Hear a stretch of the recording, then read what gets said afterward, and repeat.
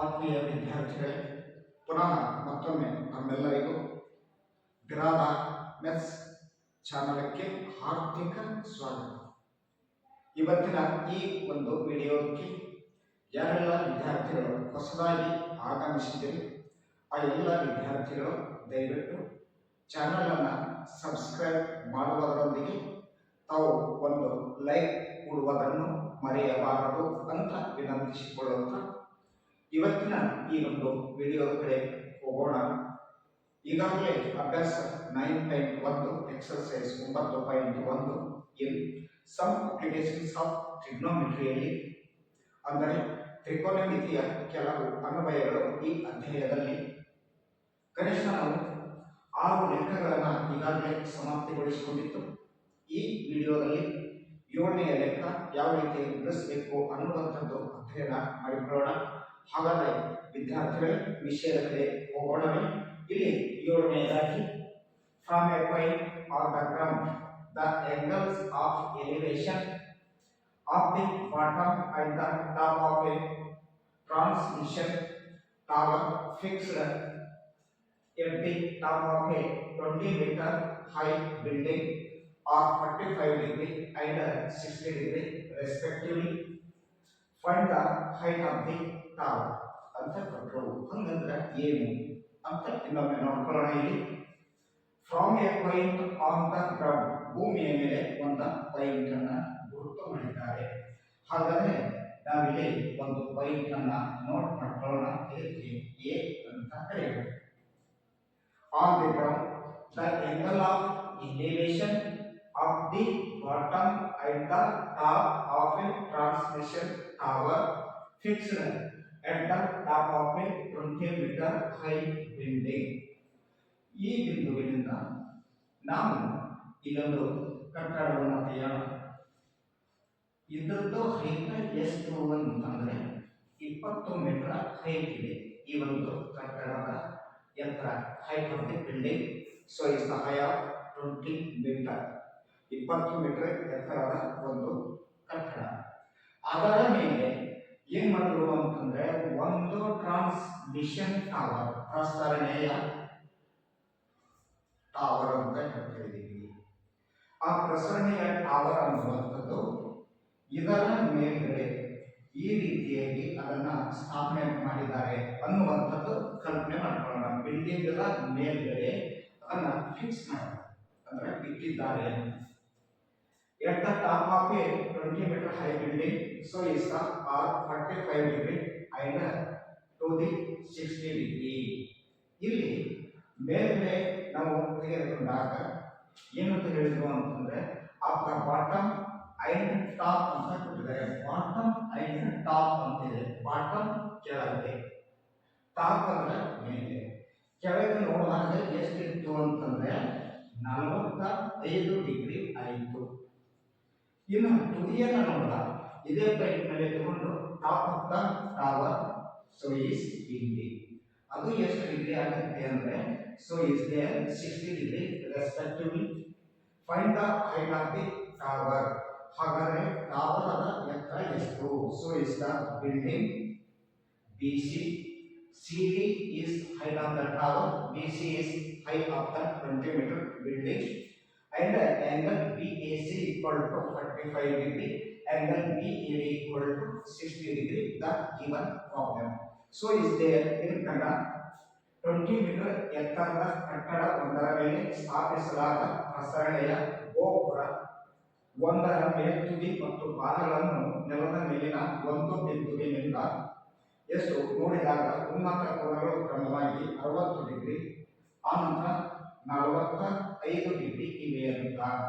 ಒಂದು 20 ಮೀಟರ್ ಎತ್ತರದ ಬಿಲ್ಡಿಂಗ್ ಇದೆ. 20 ಮೀಟರ್ ಎತ್ತರದ ಬಿಲ್ಡಿಂಗ್ ಮೇಲೆ ಪ್ರಸರಣೆಯ ಗೋಪುರವನ್ನು ಫಿಕ್ಸ್ ಮಾಡಲಾಗಿದೆ. ಮೇಲ್ತುದಿ ಮತ್ತು ಪಾದಗಳನ್ನು ನೋಡಿದಾಗ ಮೇಲಿನ ಬಿಂದುವಿನಿಂದ ನೋಡಿದಾಗ ಉನ್ನತ ಕೋನಗಳು ಕ್ರಮವಾಗಿ ಮೇಲ್ತುದಿಯನ್ನು ನೋಡಿದಾಗ 60 ಡಿಗ್ರಿ, ಅದರ ಕೆಳಗೆ ನೋಡಿದಾಗ 45 ಡಿಗ್ರಿ ಇವೆ. ಪ್ರಸರಣೆಯ ಗೋಪುರದ ಎತ್ತರವನ್ನು ಕಂಡುಹಿಡಿಯಿರಿ. ಹಾಗಾದರೆ ಈ ಪ್ರಸರಣೆಯ ಗೋಪುರದ ಎತ್ತರವನ್ನು ನಾವೇನು ಮಾಡಬೇಕು? ಕಂಡುಹಿಡಿಯಬೇಕು. ಇಲ್ಲಿ ವಿದ್ಯಾರ್ಥಿಗಳೇ ನಾವಿವಾಗ ಏನ್ ಮಾಡ್ಬೋದು ಇಲ್ಲಿ ಅಂತಂದ್ರೆ ಪ್ರಥಮವಾಗಿ ಟ್ಯಾನ್ 45 ತಗೊಂಡು ಬಿಡಿಸ್ಕೊಳ್ಳೋಣ. ಟ್ಯಾನ್ 45 ಕೈಯಲ್ಲಿ ಬಿಡಿಸಿದಾಗ ಎ ಬಿ ಎಷ್ಟಿದೆ ಅನ್ನುವಂಥದ್ದು ಗೊತ್ತಾಗುತ್ತೆ. So is therefore first half BC equal to 20 meter height building.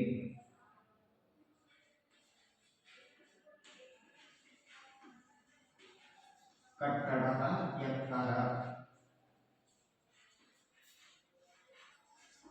Next CD ಅಂತ ಬರುತ್ತೆ. So is the CD height of the tower. CD is a height of tower ಅಂತ ಹೇಳ್ತಾ ಇದ್ದೀವಿ. ಹಾಗಾದ್ರೆ ಟವರದ ಅಂದ್ರೆ ಗೋಪುರದ ಎತ್ತರ ಅಂತ ಹೇಳ್ತೀವಿ. There is angle BAC equal to 45 degree. Angle BAC equal to 45 degree. So is the angle BAD equal to ಎಷ್ಟು ಡಿಗ್ರಿ ಆಗುತ್ತೆ ಅಂದ್ರೆ 60 ಡಿಗ್ರಿ ಅಂತ ಕೊಟ್ಟಿದ್ದಾರೆ.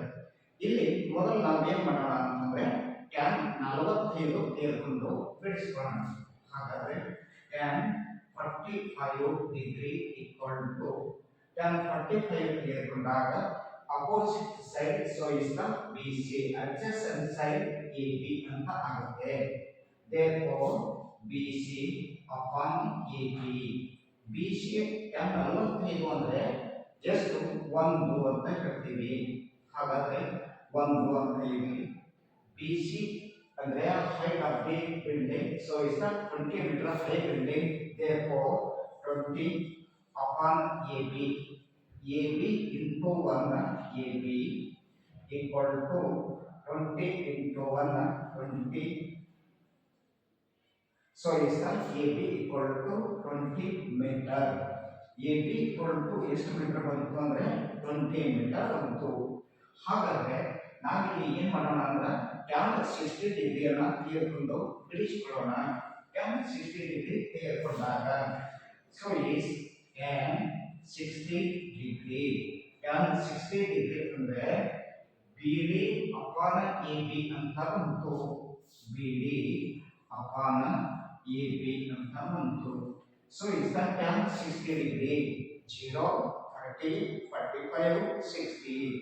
ಹಾಗೆ ಇಲ್ಲಿ ಏನು ಬರುತ್ತೆ ಅಂತಂದ್ರೆ ಸೈನ್ ಅಪಾನ್ ಕಾಸ್ ಅಂತಿದೆ. ಸೈನ್ ಅಂದ್ರೆ root of below finger, upon cos theta root of above finger ಅಂತ ಬರುತ್ತೆ. ಸೊ ಇಸ್ ದ ಟ್ಯಾನ್ 60 ಬೆಲೆ ಎಷ್ಟು ಅಂದ್ರೆ ರೂಟ್ ಆಫ್ 3 ಅಂತ ಹೇಳ್ತೀವಿ. Root of 3. BD ಬರಬೇಕಾಗಿತ್ತು ಅಂತಂದ್ರೆ BC ಪ್ಲಸ್ CD ಅಂತ ಹೇಳ್ತೀವಿ. BC plus CD. So is the AB ಬೆಲೆ ಎಷ್ಟು ಅಂದ್ರೆ AB ಈಗಾಗಲೇ 20 ಮೀಟರ್ ಅಂತ ನೀವು ಫೈಂಡ್ ಮಾಡ್ಕೊಂಡಿದ್ದೀರಿ. So is the 20. therefore 1 BC plus CD are root 3 into 20 root of 3 ಅಂತ ಆಯಿತು equal to BC plus CD. ವಿದ್ಯಾರ್ಥಿಗಳೇ 20 root of 3 equal to BC ಅಂದ್ರೆ ಎಷ್ಟು height 20 meter building. So is the BC equal to 20. Next plus CD ಅಂತ. So is CD ಇದೇ ಕೇಸ್ನಲ್ಲಿ ಇಟ್ಟು ನಾವು 20 ಟ್ರಾನ್ಸ್ಫರ್ ಮಾಡ್ಕೊಳ್ಳೋಣ. CD equal to 20 root of 3 ಇರ್ತದೆ 20 ಬರುತ್ತೆ ಮೈನಸ್ 20 ಆಗುತ್ತೆ. CD equal to 20 ಕ್ಯಾನ್ಸಲ್ ಇದೆ. ಸೊ ಇಸ್ therefore ಕಾಮನ್ 20 ಆದರೆ ರೂಟ್ ಆಫ್ 3 ಮೈನಸ್ 20 ಸಾಮಾನ್ಯ ಬರ್ತಾನೆ 20 ತೆಗೆದುಕೊಂಡಾಗ 1 ಅಂತ. CD ಅಂದ್ರೆ ಇಲ್ಲಿದೆ ಹೈಟ್ ಆಫ್ ದ ಟವರ್ ಅಂತಿದೆ. So is the height of the tower 20 bracket of root of 3 minus 1 meter. ಗೋಪುರದ ಎತ್ತರ height of the tower. Height of the tower is 20 20 bracket of root of 3 minus 1 meter. So is the CD equal to 20 root of 3 minus 1 meter ಗೋಪುರದ ಎತ್ತರ. ಈ ರೀತಿಯಾಗಿ ವಿದ್ಯಾರ್ಥಿಗಳೇ ನಾವು ಈಗಾಗಲೇ 7ನೇ ಸಮಸ್ಯೆಯನ್ನು ಯಾವ ರೀತಿಯಾಗಿ ಬಿಡಿಸಬೇಕು ಅಂತ ಅಧ್ಯಯನ ಮಾಡ್ಕೊಂಡಿದ್ದೀವಿ. ಅದೇ ರೀತಿಯಾಗಿ 8ನೇ ಉದಾಹರಣೆಯನ್ನ ಲೆಕ್ಕನ ಯಾವ ರೀತಿಯಾಗಿ ಬಿಡಿಸಬೇಕು ಅಂತ ಅರ್ಥ ಮಾಡಿಕೊಳ್ಳೋಣ. ಈಗಾಗಲೇ 7ನೇ ಪ್ರಾಬ್ಲಮ್ ಅನ್ನ ಯಾವ ರೀತಿಯಾಗಿ ಬಿಡಿಸಬೇಕು ಅಂತ ಅರ್ಥ ಮಾಡಿಕೊಂಡ ನಂತರ ಪುನಃ ನಾವಿವಾಗ 8ನೇ ಸಮಸ್ಯೆಯನ್ನ ಯಾವ ರೀತಿಯಾಗಿ ಬಿಡಿಸಬೇಕು ಅಂತ ಅರ್ಥ ಮಾಡಿಕೊಳ್ಳೋಣ. 8ನೇ ಸಮಸ್ಯೆ ನಾಳೆ ಬರುವ ವಾರ್ಷಿಕ ಪರೀಕ್ಷೆಗೆ ಅತಿ ಮುಖ್ಯವಾಗಿರುವಂತಹ ಪ್ರಶ್ನೆ ಆಗಿರುವುದರಿಂದ ಸಮಸ್ತ ವಿದ್ಯಾರ್ಥಿಗಳು ಆದಷ್ಟು ಈ ಒಂದು ಪ್ರಾಬ್ಲಮ್ ಕಡೆ ಹೆಚ್ಚಿನ ಗಮನ ತಾವು ನೀಡಿ ಈ ಒಂದು ಸಮಸ್ಯೆಯನ್ನ ಬಿಡಿಸಲಿಕ್ಕೆ ತಾವೆಲ್ಲ ಪ್ರಾಕ್ಟೀಸ್ ಮಾಡಬೇಕು ಅಂತ ವಿದ್ಯಾರ್ಥಿಗಳಲ್ಲಿ ವಿನಂತಿಸಿಕೊಳ್ಳುತ್ತಾ ಮುಂದೆ 8ನೇ ಪ್ರಾಬ್ಲಮ್ ಏನಿದೆ ಏನು ಕೊಟ್ಟಿದ್ದಾರೆ ಅದನ್ನ ಯಾವ ರೀತಿಯಾಗಿ ಬಿಡಿಸಬೇಕು ಅಂತ ನೋಡಿಕೊಳ್ಳೋಣ. A statue 1.6 meter tall stands on the top of a pedestal from a point on the ground. The angle of elevation of the top of the statue is 60 degrees, and from the same point the angle of elevation of the top of the pedestal is 25 degrees. Find the height of the pedestal. ಇಕ್ಕೊಟ್ಟಿದ್ದು ಹಾಗಾದರೆ ಭೂಮಿಯ ಏನು ಕೊಟ್ಟು a statue 1.6 meter star statue ಮೂರ್ತಿಯ ಪ್ರತಿಮೆ ಮೂರ್ತಿ ಅಂತ ಕರಿತೀವಿ. ಅವಾಗ circle ಇರ್ತಾವ, ನೀವು ಸಿಟಿ ಒಳಗೆ ತೆಗೆದುಕೊಂಡಾಗ ವಿಶೇಷವಾಗಿ ಸರ್ಕಲ್ಗಳನ್ನು ಹಾಕಿರ್ತಾರೆ. ಆ ಸರ್ಕಲ್ದಲ್ಲಿ ಏನು ಮಾಡಿರ್ತಾರ ಅಂತಂದ್ರೆ ಒಂದು ಕಟ್ಟಿಯನ್ನ ಕಟ್ಟಿರ್ತಾರೆ. ಅದಕ್ಕೆ ನಾವು ಏನಂತ ಕರಿತೀವಿ ಅಂತಂದ್ರೆ ಪೆಡೆಸ್ಟಾಲ್ ಅಂತ ಕರಿತೀವಿ. ಮೂರ್ತಿಯನ್ನ ಕೂರಿಸಬೇಕಾದ್ರೆ ಇರುವಂತಹ ಸ್ಥಳ ಅದನ್ನ ಅದರ ಮೇಲ್ಗಡೆ ಒಂದು ಮೂರ್ತಿ ಇದೆ. ಆ ಮೂರ್ತಿ ಎಷ್ಟಿದೆ ಅಂತಂದ್ರೆ 1.6 metre tall, stands on top of a pedestal from a point on the ground. ಹಾಗಾದ್ರೆ ಇಲ್ಲಿ ನಾವೇನ್ ಮಾಡೋಣ ಅಂತಂದ್ರೆ ಒಂದು ಪಾಯಿಂಟ್ ಅನ್ನ ತಗೊಳ್ಳೋಣ. ಇಲ್ಲಿ ನಮ್ದು ಒಂದು ಪೆಡೆಸ್ಟಾಲ್ ಇದೆ ಅಂತ ವಿಚಾರ ಮಾಡೋಣ. ಇದರ ಮೇಲೆ ಏನದ ಅಂತಂದ್ರ ಒಂದು ಮೂರ್ತಿ ಇದೆ. ಅದರಲ್ಲಿ ಈ ಮೇಲ್ಗಡೆ ಇರುವ ಮೂರ್ತಿಯ ಎತ್ತರ ಎಷ್ಟು ಅಂದ್ರೆ 1.6 ಮೀಟರ್ ಟಾಲ್ ಅಂತ ಹೇಳಿದ್ದಾರೆ. ಹಾಗಾದ್ರೆ ಇದು ಏನು ಅಂದ್ರೆ ಪೆಡೆಸ್ಟಾಲ್ ಅಂತಕ್ಕಂಥದ್ದು B C on 30 CD the tall of the statue ಅಂತ ಹೇಳ್ತೀವಿ. ಅಂದ್ರೆ ಆ ಒಂದು ಮೂರ್ತಿ ಪ್ರತಿಮೆಯ ಎತ್ತರ. Next on the ground the angle of elevation of the top of the statue is 60 degree. ಈ ಪಾಯಿಂಟ್ ನಿಂದ ನೀವೇನ್ ಮಾಡಬೇಕು ಅಂತಂದ್ರೆ ಆ ಸ್ಟ್ಯಾಚ್ಯೂವಿನ ಟಾಪ್ ಅನ್ನ ನೋಡಿದ್ರಿ, ಮೇಲ್ಗಡೆ ನೋಡಿದ್ರಿ, ಎಲ್ಲಕ್ಕಿಂತ ಲಾಸ್ಟ್ ಆ ಸ್ಟ್ಯಾಚ್ಯೂ ಕಟ್ಟಿ ಮೇಲೆ ಸ್ಟ್ಯಾಚ್ಯೂ ಇತ್ತು, ಮೂರ್ತಿ ಇತ್ತು, ಅದರ ಮೇಲ್ಗಡೆ ಅದರ ತಲೆ ಅಂತ ಹೇಳ್ತೀವಲ್ಲ ಆ ಮೇಲ್ಗಡೆ ನೋಡಿದಾಗ ಎಷ್ಟು ಡಿಗ್ರಿ ಆಯ್ತು ಅಲ್ಲಿ ಅಂತಂದ್ರೆ 60 ಡಿಗ್ರಿ ಆಯ್ತು. The same point on the angle of elevation of the top of the pedestal. Top of the pedestal ಇಲ್ಲಿ ನೋಡಿದ್ರಿ ಏನಂದ್ರೆ ಇದು ಒಂದು ಡಿಗ್ರಿ ಆಗುತ್ತೆ. ಸೊ ಇಷ್ಟ ಅದು ಎಷ್ಟಾಯಿತು ಅಂತಂದ್ರೆ angle of elevation of the top of the pedestal is 45 degree. So ಇಷ್ಟ 45 ಡಿಗ್ರಿ ಆಗುತ್ತೆ. ಮೇಲೆ ನೋಡಿದಾಗ 60 ಡಿಗ್ರಿ, ಪೆಡೆಸ್ಟಾಲ್ ಅಂತ ಟಾಪ್ ನೋಡಿಕೊಂಡಾಗ 45 degree. Find the height of the pedestal. ಹಾಗಾದ್ರೆ ಈ ಒಂದು ಕಟ್ಟೆ ಅಂತ ಅನ್ನುವಂಥದ್ದು ಏನಿದೆ ಅದಕ್ಕೆ ಪೀಠ ಅಂತ ಕರಿತೀವಿ. ನಾವು ಕನ್ನಡದಲ್ಲಿ ಪೀಠ ಅಂತ ಬಳಸಿ ನಮ್ಗೆ ಗೊತ್ತಾಗಲಿಲ್ಲಪ್ಪ ಪೆಡೆಸ್ಟಾಲ್ ಅಂತ ಮೂರ್ತಿಯನ್ನು ಇಡಬೇಕು ಅಂತಂದ್ರೆ ಅದರ ಕೆಳಗಡೆ ಕಟ್ಟಿರ್ತಕ್ಕಂಥ ಒಂದು ಕಟ್ಟೆ ಏನಲ್ಲ ಆ ಕಟ್ಟೆಗೆ ಪೆಡೆಸ್ಟಾಲ್ ಅಂತ ಇಂಗ್ಲಿಷ್ನಲ್ಲಿ ಕರಿತೀವಿ, ಅದಕ್ಕೆ ಪೀಠ ಅಂತ ಕರಿತೀವಿ. ಅಷ್ಟು ನಮ್ಗೆ ಗೊತ್ತಾಗಲಿಲ್ಲ ಅಂದ್ರೆ ಕಟ್ಟೆ ಅಂತ ಕರೆದುಕೊಳ್ಳೋಣ ಇಲ್ಲಿ. ಹಾಗಾದ್ರೆ ಕನ್ನಡದಲ್ಲಿ ಏನು ಕೊಟ್ಟಿದ್ದಾರೆ 1.6 ಮೀಟರ್ ಎತ್ತರದ ಪ್ರತಿಮೆಯೊಂದನ್ನು ಒಂದು ಪೀಠದ ಮೇಲ್ಭಾಗದಲ್ಲಿ ಇರಿಸಲಾಗಿದೆ. 1.6 ಮೀಟರ್ ಎತ್ತರದ ಒಂದು ಪ್ರತಿಮೆ. ಇದು ಒಂದು BC ಅನ್ನುವಂಥದ್ದು ಪೀಠ ಅಂತ, ಸಿಡಿ ಅನ್ನುವಂಥದ್ದು ಮೂರ್ತಿ, ಆ ಪ್ರತಿಮೆ ಅದರ ಎತ್ತರ 1.6 ಮೀಟರ್. ನೆಲದ ಮೇಲಿನ ಒಂದು ಬಿಂದುವಿನಿಂದ ಪ್ರತಿಮೆಯ ಮೇಲ್ತುದಿಯನ್ನು ಉನ್ನತ ಕೋನವು 60 degree.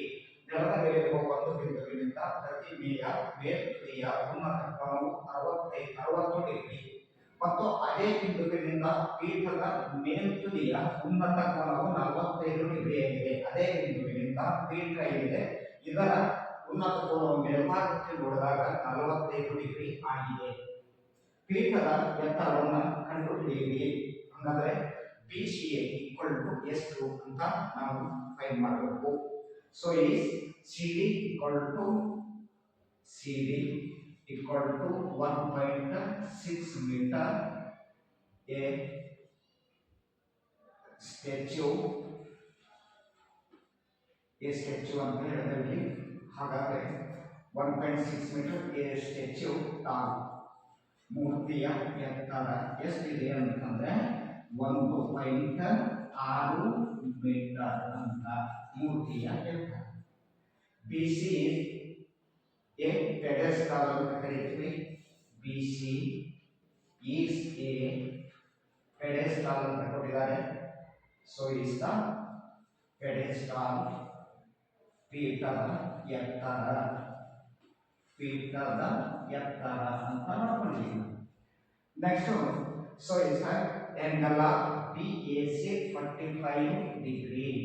Angle of BAC equal to 45 degree and angle of BAD equal to 60 degree ಅಂತ ತಗೊಂಡಿದ್ದೀವಿ. ಇವಾಗ ನಾವು ವಿದ್ಯಾರ್ಥಿಗಳಿಗೆ ಏನು ಮಾಡೋಣ ಇಲ್ಲಿ ಅಂದರೆ tan 45 ತೆಗೆದುಕೊಂಡು ಬಿಡಿಸ್ಕೊಳ್ಳೋಣ. tan 45 degree equal to tan 45 ತೆಗೆದುಕೊಂಡಾಗ BC ಅಪಾನ್ AB ಅಂತ ಬಂತು. So is BC upon AB. tan 45 1/1 ಯಾಕಂದ್ರೆ tan 45 ಈಕ್ವಲ್ ಟು ಎಷ್ಟು ಅಂತ ಹೇಳ್ತೀವಿ, 1 ಅಂತ ಹೇಳ್ತೀವಿ, 1/1. ಸೊ ಈಸ್ BC ಪೆಡೆಸ್ಟಲ್ ಹೈಟ್ ಅಂತ ಬರ್ತೀವಿ, ಅದು ಗೊತ್ತಿಲ್ಲ, ಅದಕ್ಕೋಸ್ಕರವಾಗಿ BC ಬರೆಯೋಣ ನಾವಿಲ್ಲಿ. ಆ ನಂತರ AB ಅಂತಿದೆ. So is the distance of that point ಅಂತ ಹೇಳ್ತೀವಿ. ಆ ಒಂದು ಪೆಡೆಸ್ಟಾಲ್ದಿಂದ ನೀವು ಇರುವ ಸ್ಥಳದ ದೂರನೂ ಇಲ್ಲಿ ಕೊಟ್ಟಿಲ್ಲ, AB ಅಂತ ಬರ್ಕೊಳ್ಳೋಣ. ಹಾಗಾದ್ರೆ AB ಇರಲಿ, AB into 1 AB. So is BC into 1 BC. ಅಂದ್ರೆ ನಮ್ಗೆ ಏನಾಯ್ತು ಅಂದ್ರೆ AB ಎಷ್ಟದ ಅಷ್ಟೇ ಏನದ ಅಂತಂದ್ರೆ BC ಆದ ಅನ್ನುವಂತ ಒಂದು ಕನ್ಫರ್ಮ್ ಆಯ್ತು. ಇವಾಗ ಇಲ್ಲಿ ಏನ್ ಮಾಡೋಣ ಅಂತಂದ್ರೆ tan 60 ಡಿಗ್ರಿಯನ್ನ ತೆಗೆದುಕೊಳ್ಳೋಣ. tan 60 ಡಿಗ್ರಿ ಅನ್ನ ತೆಗೆದುಕೊಂಡಾಗ so is BD upon AB ಅಂತ ಬಂತು. BD ಅಪಾನ್ AB ಅಂತ. ವಿದ್ಯಾರ್ಥಿಗಳೇ, tan 60 ಡಿಗ್ರಿ ಅಂದ್ರೆ 0, 30, 25, 60. ರೂಟ್ ಆಫ್ sin theta ಅಂತ upon cos theta, root of below figure. It means ಎಷ್ಟು ರೂಟ್ ಆಫ್ 3 sin 60 ಡಿಗ್ರಿ ಅಂದ್ರೆ ರೂಟ್ ಆಫ್ 3. BD ಅಂದ್ರೆ ಏನು, BC ಪ್ಲಸ್ CD ಅಂತ ಇದೆ. BC ಪ್ಲಸ್ CD ಅಂತ ಬಂತು. ಅದೇ ರೀತಿಯಾಗಿ AB ಅಂತರ. ಸೊ ಇಸ್ ದ AB ಅಂತ ಇರಲಿ. ಇಲ್ಲಿ AB ಇಂಟು ರೂಟ್ 3 ಗುಣಿಸ್ಕೊಳ್ಳೋಣ. AB ರೂಟ್ 3 ಆಗುತ್ತೆ. BC ಅಂತಿದೆ, BC ಗೊತ್ತಿಲ್ಲ, BC ಅಂತ ಬರ್ಕೊಳ್ಳೋಣ. ಪ್ಲಸ್ CD ಅಂತಿದೆ, CD ಬೆಲೆ ಗೊತ್ತು ನಿಮಗೆ 1.6 ಅಂತ. ಹಾಗಾದ್ರೆ 1.6 ಅಂತ ಆಯಿತು.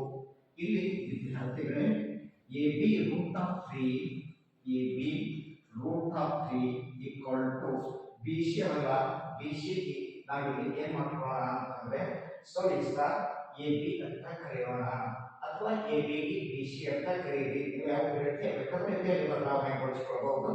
So is the AB root of 3 ಅಂತ ಬರ್ತೀವಿ. BC ಈಕ್ವಲ್ ಟು AB ಅಂತ ತೆಗೆದುಕೊಳ್ಳೋಣ. AB BC ಈಕ್ವಲ್ ಟು ಎತ್ಕೊಂಡಿವಿ ನಾವಿಲ್ಲಿ AB ಅಂತ ತಗೊಂಡಿದ್ದೀವಿ. ಪ್ಲಸ್ ಎಷ್ಟು ಅಂತಂದ್ರೆ 1.6 ಅಂತ. ಇವಾಗ ವಿದ್ಯಾರ್ಥಿಗಳೇ ಇದನ್ನ ಇಲ್ಲಿ ಸೇರಿಸಿಕೊಳ್ಳೋಣ. ಇಲ್ಲಿ A B root of 3 plus A B transfer ಆಗುವಾಗ ಮೈನಸ್ ಎ ಬಿ ಆಗುತ್ತೆ ಈಕ್ವಲ್ ಟು 1 5 6 ಆಯಿತು. So is therefore A B common ಇದೆ, ಎ ಬಿ ತೆಗೆದುಕೊಳ್ಳೋಣ. ಹಾಗಾದರೆ ಇಲ್ಲಿ ರೂಟ್ ಆಫ್ 3 ಅಂತ ಬಂತು ಮೈನಸ್ ಎ ಬಿ ಸಾಮಾನ್ಯ ತೆಗೆದುಕೊಂಡಾಗ 1 ಉಳಿಯಿತು ಈಕ್ವಲ್ ಟು 1 5 6 ಆಗುತ್ತೆ. So is therefore A B equal to ಎಷ್ಟಾಗುತ್ತೆ ಅಂದರೆ 1 6. ಇದಕ್ಕೆ ಇದರಿಂದ ಭಾಗಿಸಬೇಕು. Root of 3 minus 1. ವಿದ್ಯಾರ್ಥಿಗಳೇ, ಇಷ್ಟಾದ ನಂತರ ಈ ಒಂದು ಸಮಸ್ಯೆಯನ್ನ ನಾವು ಸ್ವಲ್ಪ ಛೇದವನ್ನು ಅಕ್ರಮೀಕರಿಸಬೇಕು. A B equal to 1.6 upon root of 3 minus 1 into root of 3 plus 1 root of 3 so is the plus 1. ಹಾಗಾದರೆ A B equal to 1.6 root of 3 plus 1 so is the 3 is 9 ಆಗುತ್ತೆ. 9 ಅಂದ್ರೆ 3 ಮೈನಸ್ ಎಷ್ಟು 1. ಹಾಗಾದರೆ A B equal to 1.6 root of 3 plus 1. 3ರಲ್ಲಿ 1 ಕಳೆದ್ರೆ ಎಷ್ಟು ಅಂದರೆ 2. ಹಾಗಾದರೆ ವಿದ್ಯಾರ್ಥಿಗಳೇ, ಅಂತಿಮವಾಗಿ 2 ಒಂದಲೇ 2 0.8 ಅಂತ ಹೇಳ್ತೀವಿ. ಎ ಬಿ ಈಕ್ವಲ್ ಟು ಎಷ್ಟು ಅಂತಂದರೆ 0.8 ಅಂತ ಬಂತು. 0.8 bracket root 3 plus 1 root 3 plus 1 ಅಂತ. ಇಷ್ಟು ಮೀಟರ್. ಎ ಬಿ ಅಂದ್ರೆ ಏನು? ಎ ಬಿ ಇದು ದೂರ ಆಗುತ್ತೆ. ಹಾಗಾದರೆ ನಿಮಗೆ ಪೆಡೆಸ್ಟಾಲ್ ಎತ್ತಬೇಕು. So is therefore BC equal to 0.8 bracket root of 3 plus 1 meter. ಅಂದರೆ ಅಲ್ಲಿರುವಂತ ಪೆಡೆಸ್ಟಾಲ್ ಎತ್ತರ ಎಷ್ಟು ಅಂತಂದ್ರೆ ಆ ಪೀಠದ ಎತ್ತರ ಎಷ್ಟು ಅಂದ್ರೆ ರೂಟ್ ಆಫ್ 3 ಪ್ಲಸ್ 1 ಮೀಟರ್ ಅಂತ ಅರ್ಥ ಆಯಿತು. ಹಾಗಾದ್ರೆ ವಿದ್ಯಾರ್ಥಿಗಳೇ, 8ನೇ ಲೆಕ್ಕ ಯಾವ ರೀತಿ ಬಿಡಿಸಬೇಕು ಅಂತ ಅಧ್ಯಯನ ಮಾಡ್ಕೊಂಡಿದ್ದೀವಿ. ಮತ್ತೆ 9ನೇ ಸಮಸ್ಯೆಯನ್ನ ನೋಡಿಕೊಳ್ಳೋಣ. 9ನೇ ಸಮಸ್ಯೆಯನ್ನ ಯಾವ ರೀತಿಯಾಗಿ ಬಿಡಿಸಬೇಕು ಅಂತ ಅಧ್ಯಯನ ಮಾಡಿಕೊಳ್ಳೋಣ. The angle of elevation of the top of a building from the foot of the tower is 30 degree and the angle of elevation of the top of the tower from the foot of the building is 60 degree. Of the tower is a 50 meter high. Find the height of the building ಅಂತ ಕೊಟ್ಟಿದ್ದಾರೆ. ಇಲ್ಲಿ ವಿದ್ಯಾರ್ಥಿಗಳೇ, ನಾವು ಇದನ್ನ ಏನು ಮಾಡೋಣ ಅಂತಂದರೆ ಒಂದು ಬಿಲ್ಡಿಂಗ್ ಅಂತ ತಿಳ್ಕೊಳ್ಳೋಣ. ಇದಕ್ಕೆ ಅದೇ ರೀತಿಯಾಗಿ ಇಲ್ಲಿ ಏನು ಮಾಡೋಣ ಅಂತಂದರೆ ಒಂದು ಟವರ್ ಇದೆ ಅಂತ ತಿಳ್ಕೊಳ್ಳೋಣ. ಇದು ಟವರ್ ಇಲ್ಲಿ ಎ ಬಿ ಏನು ಅಂತಂದರೆ ಬಿಲ್ಡಿಂಗ್, ಸಿ ಡಿ ಅಂತ ಬರುತ್ತೆ. ಇದು ಟವರ್ ಅಂತ ಇರಲಿ. The angle of elevation of the top of a building from the foot of the tower is 30 degree. Tower the foot ಅಂದ್ರೆ ಇದು ಸಿ. ಇದರಿಂದ ಇದಕ್ಕೆ ನೋಡಿದಾಗ ಎಷ್ಟಾಗುತ್ತೆ ಅಂತಂದ್ರೆ 30 ಡಿಗ್ರಿ ಆಗುತ್ತೆ ಅಂತ ಹೇಳಬೇಕು. ಇನ್ನು ಅದೇ ರೀತಿಯಾಗಿ the angle of elevation of the top of the tower from the foot of building is 60 degree. Building ಇಲ್ಲಿಂದ ಟಾಪ್ ಆಫ್ ದ ಟವರ್ ಅಂದ್ರೆ ಮೇಲ್ಗಡೆ ನೋಡಿದಾಗ 60 ಡಿಗ್ರಿ ಆಗುತ್ತೆ ಅಂತ ಹೇಳಿದ್ರು. So is the 60 degree. If the tower is 50 meter high, tower ಎಷ್ಟು metre ಎತ್ತರ ಇದೆ ಅಂತಂದ್ರೆ 50 ಮೀಟರ್ ಹೈಟ್ ಇದೆ. Find the height of the building. ಹಾಗಾದ್ರೆ ಕಟ್ಟಡದ ಎತ್ತರ ಕಂಡುಹಿಡಿಯಿರಿ ಅಂತ. ಇಲ್ಲಿ ಗೋಪುರದ ಪಾದದಿಂದ ಕಟ್ಟಡವೊಂದರ ಮೇಲ್ತುದಿಯನ್ನು ನೋಡಿದಾಗ ಉನ್ನತ ಕೋನವು 30 ಡಿಗ್ರಿ ಆಗಿದೆ. ಉನ್ನತ ಕೋನವು ಎಷ್ಟು ಡಿಗ್ರಿ ಆಗಿದೆ? 30 ಡಿಗ್ರಿ ಆಗಿದೆ.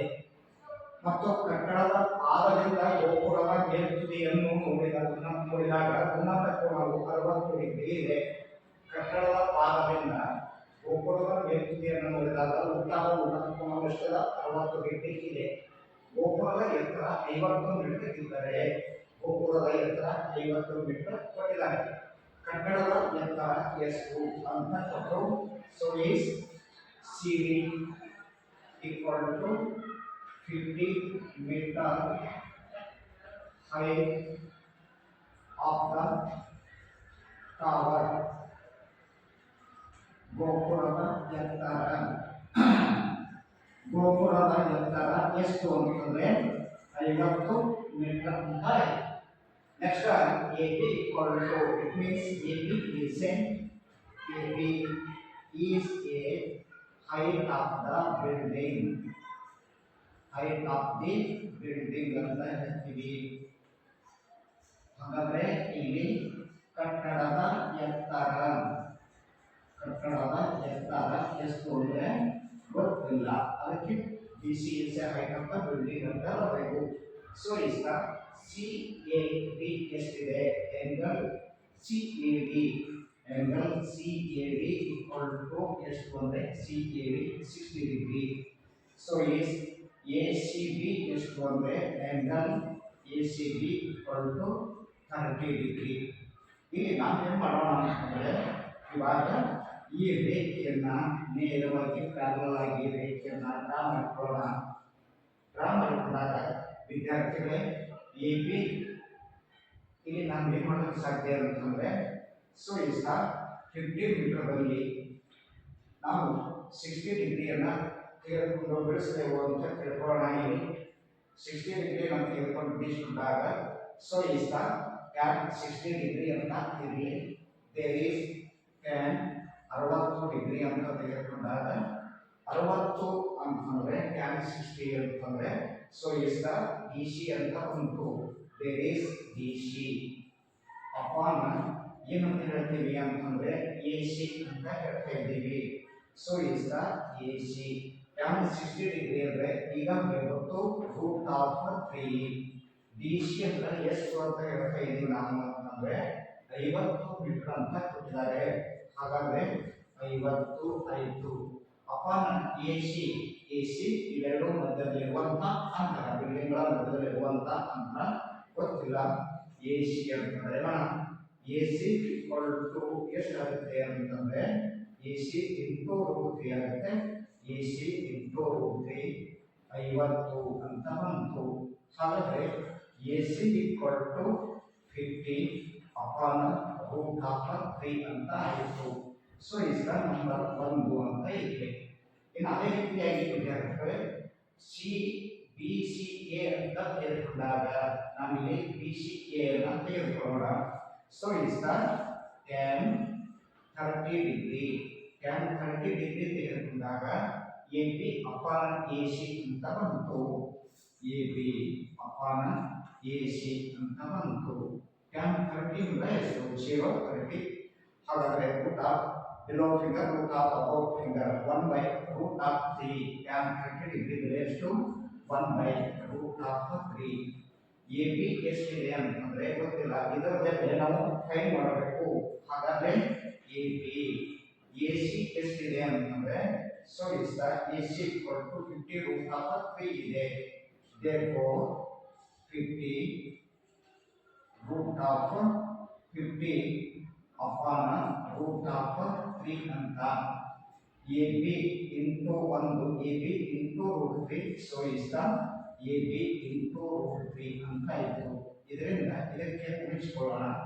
50 ಅಪಾನ್ √3 ಅಂತ ಇದೆ. ಸೊ ಇಸ್ therefore AB ಬೆಲೆ ಬೇಕು. ಹಾಗಾದ್ರೆ AB equal to 50 ಅಪಾನ್ √3. ವಿದ್ಯಾರ್ಥಿಗಳೇ 3ರಿಂದ ಭಾಗಿಸಬೇಕು ಇಲ್ಲಿ. ಸೊ ಈಸ್ ಡಿವೈಡೆಡ್ ಬೈ √3 ಅಂತ ಹೇಳ್ತೀವಿ. AB equal to ಎಷ್ಟು ಅಂತಂದ್ರೆ 50 ಅಪಾನ್ √3 ಇಂಟು 1/√3 ಆಗುತ್ತೆ. So is therefore AB equal to 50 ಅಂದ್ರೆ 50 3 9 ಆಗುತ್ತೆ. 9 ತೆಗೆದಾಗ 3 ಅಂತ ಹೇಳ್ತೀವಿ. therefore 50 ನಾವು ಏನು ಮಾಡಬೇಕಾಗುತ್ತೆ 3ರಿಂದ ಭಾಗಿಸಬೇಕು. ಹಾಗಾದರೆ AB ಈಕ್ವಲ್ ಟು 3 16 ತೆಗೆದುಕೊಳ್ಳೋಣ. 16 is 40 ಏನಾಗುತ್ತೆ 16 ಎಷ್ಟು 48 56 ಇರ್ತದ 2 ಕಡಿಮೆ ಇದೆ. ಹಾಗಾದರೆ AB ಈಕ್ವಲ್ ಟು 16 2/3 ಮೀಟರ್. ಏನಿದು ಅಂತಂದ್ರೆ AB ಯ ಎತ್ತರ. AB ಅಂದ್ರೆ height of the building.